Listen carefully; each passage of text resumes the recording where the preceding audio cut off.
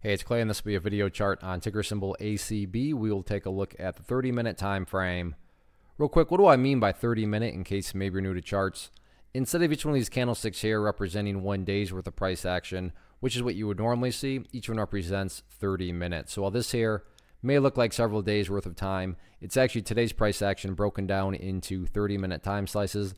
I like to do this time frame that does a good job of telling the quote-unquote story of the price, and then makes mapping out levels of support and resistance a bit easier to see.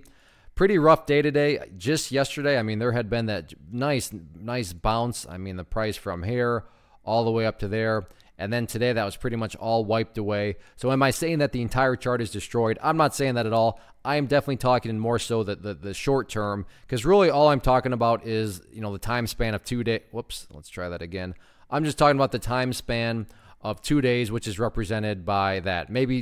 Probably 3 days is more accurate, because if we're going to include the low point right there. So over the past 3 days, the price has made a big move up and then essentially, wiped that all the way. But keep in mind, that's 3 days. If you care about multiple days, then yeah, the overall chart is still okay. To give a little bit more context there, let me show more than just a few days.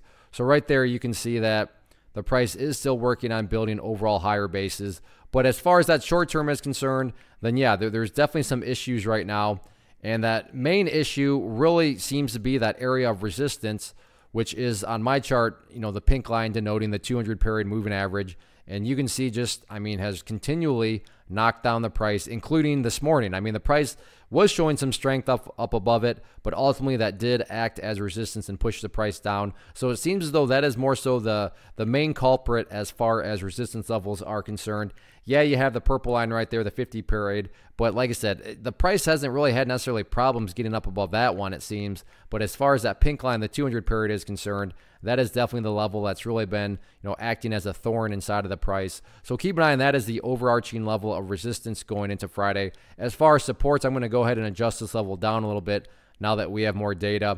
And it seems as though the more accurate area of support is right there at 878, which if you go back through the history of things, you can see acted as support right there.